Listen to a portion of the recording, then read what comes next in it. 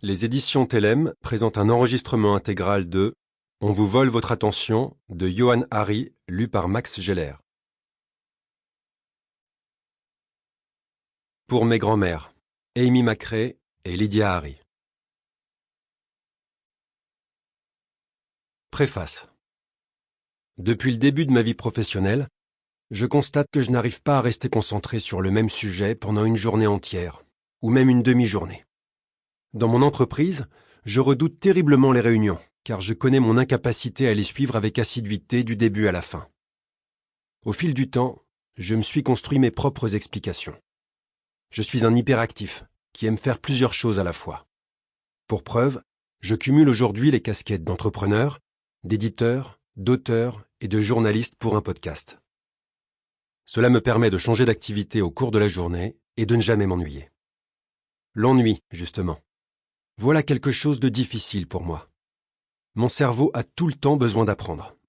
Je ne suis pas l'actualité, mais j'écoute des podcasts en permanence, dans les transports pour accompagner les tâches ménagères ou quand je marche.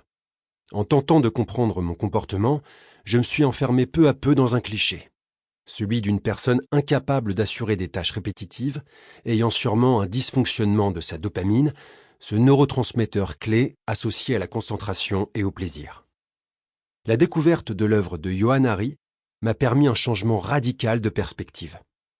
Dans son livre, j'ai compris que je n'étais pas le problème, mais que des mutations très profondes dans nos sociétés étaient en cause.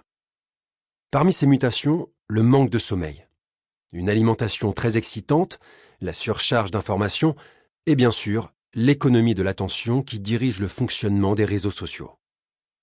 La chute de notre concentration n'est donc pas un échec personnel. C'est un enjeu systémique qu'il faut absolument comprendre pour s'en protéger ensuite collectivement. Johan Hari est un vrai journaliste, et ça se sent. Il ne cède pas aux dérives classiques d'un livre de développement personnel qui résumerait le problème de manière trop simpliste. Non, nous bénéficions ici d'un travail de recherche très poussé, nourri par une impressionnante quantité d'interviews de neuroscientifiques, de sociologues, d'éducateurs, de spécialistes des technologies, etc. La démarche de l'auteur est brillante, car elle nous permet de constamment faire le va-et-vient entre notre petite, mais essentielle, personne et des enjeux collectifs. Or, c'est bien à cette intersection que se situe l'espoir d'un changement profond.